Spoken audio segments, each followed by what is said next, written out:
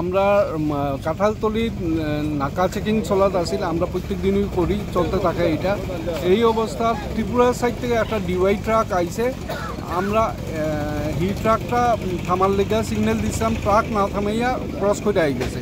তারপরে মধ্যখানো রাস্তাত যেটা সোনাক্ষীরা এডি ক্যাম্প আছে, হিকানের বেরিয়ার ভাঙ্গা গাড়ি ডিআই ট্রাক আই গেছে।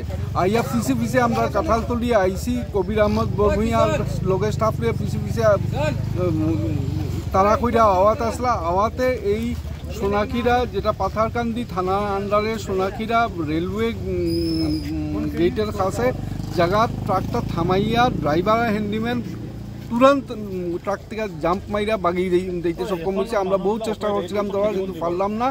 কিন্তু আমরা ট্রাকটা জব্দ করতে পারছি, আর ট্রাকে থাকা সামান জব্দ করতে পারছি। ট্রাকে থাকা জিনিসের মধ্যে আমরা পাইছি এটা মাছ লুয়ে যাওয়া কইরা তারা অ্যাক্টিং করাতে আসিল, কিন্তু ভিতরে আমরা যথেষ্ট পরিমাণে আমরা গাঁজা পাইছি। আমরা সন্দেহ করলাম এটা মণিপুরি গাঁজা।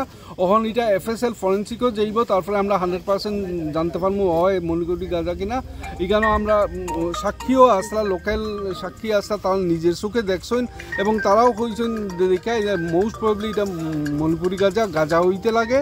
আমরা ওজন কইরা পাইছি এটা 500 কেজিরও বেশি আছে এখানে। আর বাজার দর যেটা আমরা নেটও দেখলাম, আমরা পার কেজির মিনিমাম দামটাও যদি পার কেজি 50,000 টাকা হয়, তার মানে 2.5 কোটি টাকারও বেশি দামের গাঁজা আমরা এখানে জব্দ করতে সক্ষম হয়েছি। আর এটা আমরা শ্রীভূমি আরক্ষী অর্থাৎ শ্রীভূমি পুলিশের বৃহৎ সাফল্য।